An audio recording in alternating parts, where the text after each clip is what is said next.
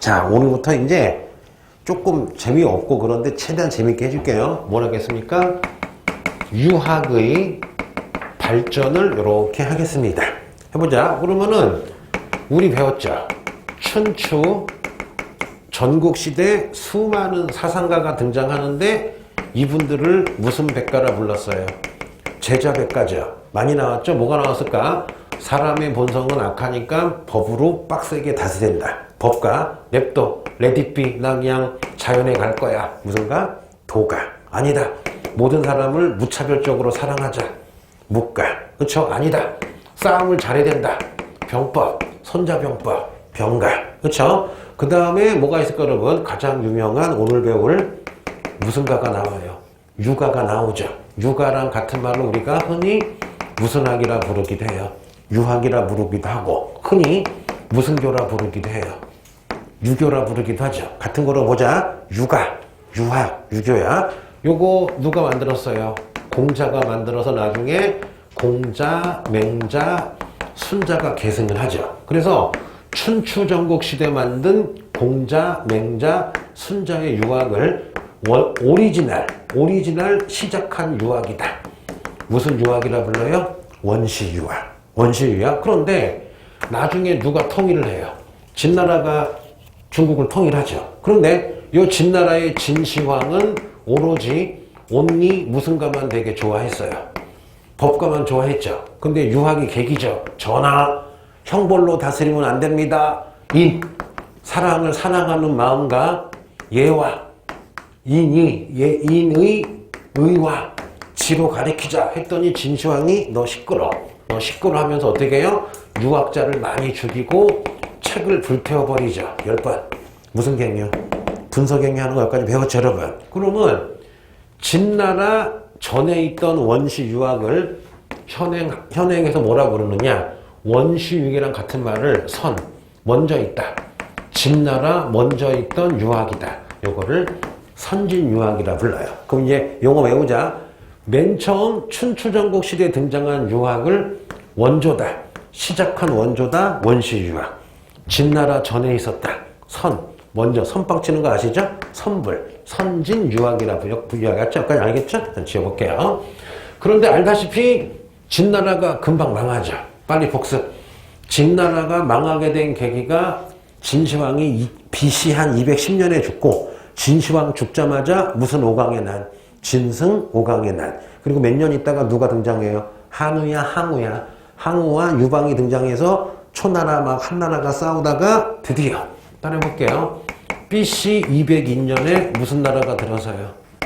한나라가 들어서죠. 그러면 한나라 들어서서 한나라도 맨 처음에는 법가 플러스 도가를 사용해서 썼었어. 솔직히 법가도 사용하고 도가도 사용하고 유학은 그냥 조금 첨가제였다가 따라해보자. 그 유명한 무슨 무제?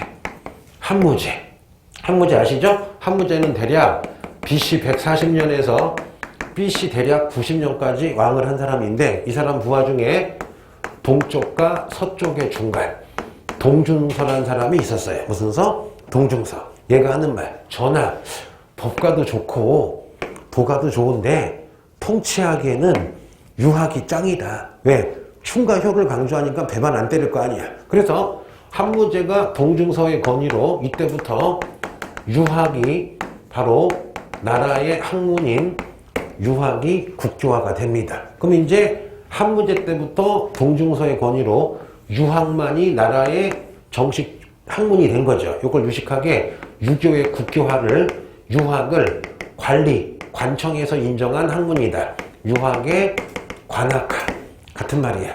유교의 국교화, 유교의 관학화야. 그래서 한무제가 그 오늘부터 유교를 배워야 되니까 유교를 가리키는 대학을 세우겠다. 그래서 한무제 때 유교 가리키는 무슨 학이 세워져요? 태학. 이 태학이 나중에 수당 원명청 때 무슨 감이 되는 거야? 국제감이 되고 변법자강 운동 때 나중에 배웠죠? 우리 무슨 대학당이 돼요?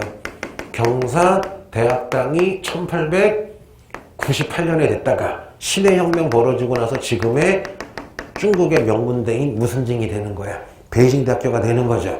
배웠기 때문에 해준 거 알았죠? 그래서 한 문제 때 태학을 만들었다.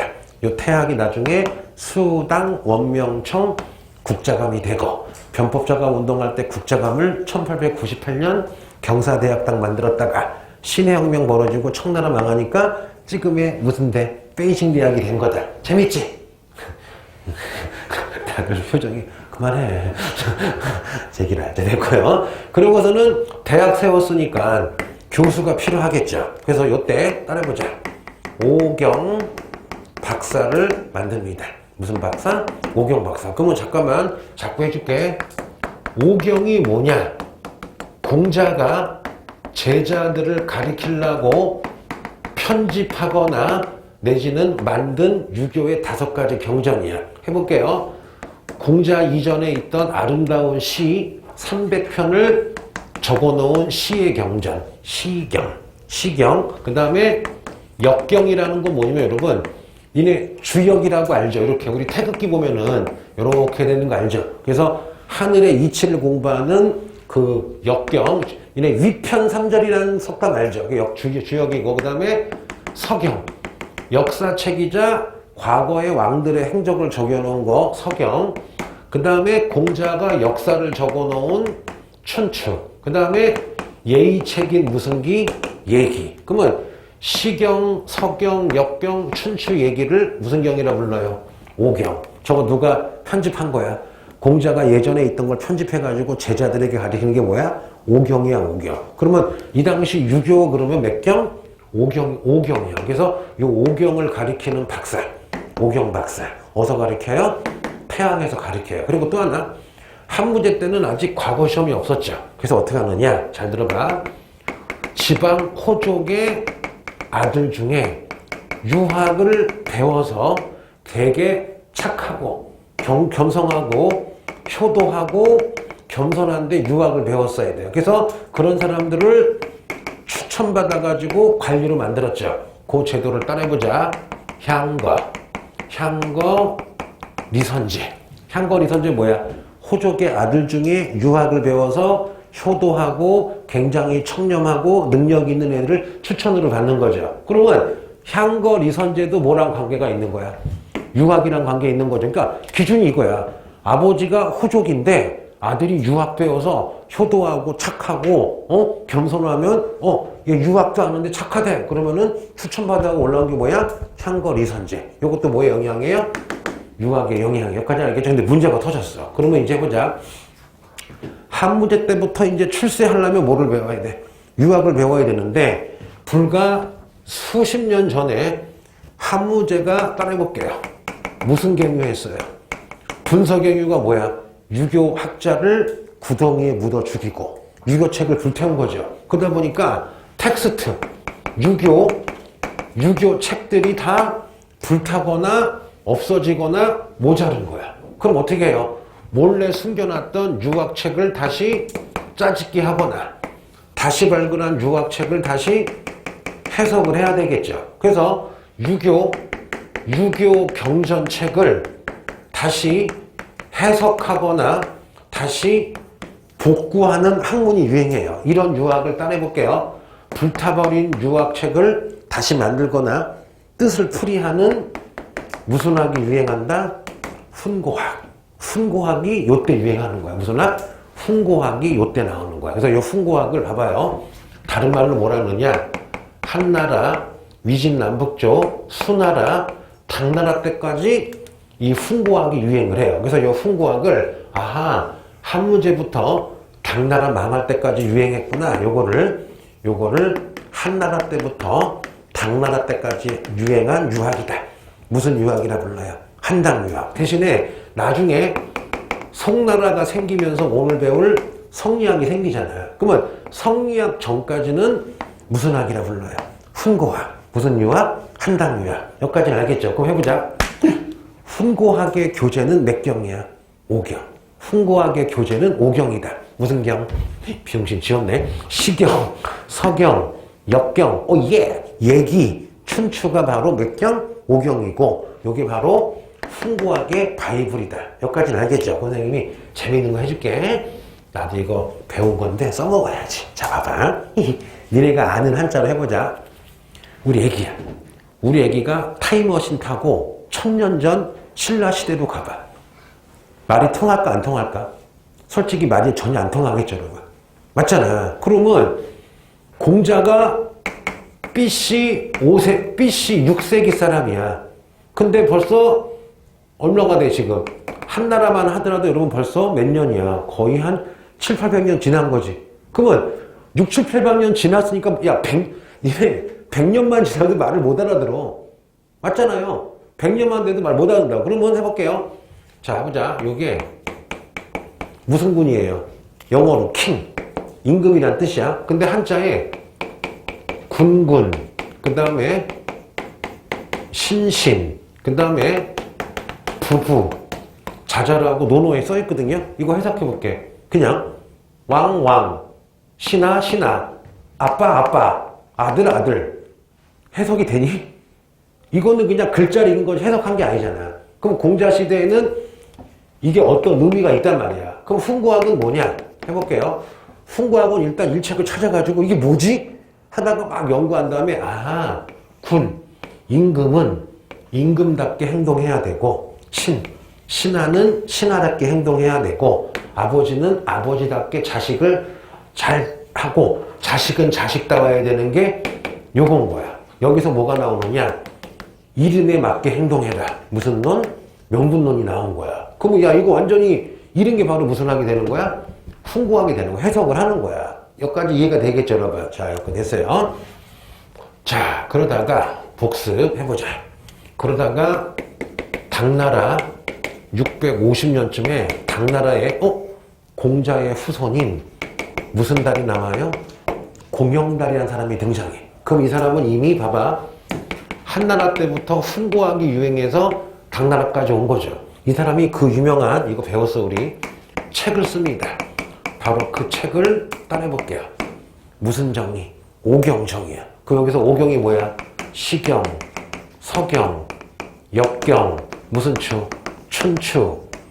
얘기가 오경이죠. 이 오경을 다 풀이를 한 거야. 그래서 오경정의는 뭐냐? 바로 이제 훈구학이 완전히 완성이 된 걸 의미하는 거야. 수학으로 치면 수학의 정석이 나온 거야. 혹은 디딤돌인가 다림돌이가 나온 거야. 그러면 이 오경정의의 좋은 점, 훈구학이 완성이 됐다. 나쁜 점이 뭐냐? 훈구학이 완전히 획일화가 된다. 뭐냐? 모든 사람이 다 똑같은 얘기만 해. 왜? 바이블이 뭐가 됐어? 공경단의 무슨 정의가? 오경정의가 그냥 바이블 되니까 얘나 얘 이거야. 내가 수학 선생인데 대한민국의 수학 선생이 5만 명이 똑같이 강의를 해. 한 녀도 안 틀리고 같은 분야. 니네 수학은 푸는 문제가 여러 개가 있잖아. 내가 되게 좋아했던 어떤 선배님이 계신데 나이가 한 65살 되셨어. 근데 그분이 좀 특이한가 봐. 왜? 애들이 진짜 뭐 푸는데 30분 걸리는 문제를 가져온대.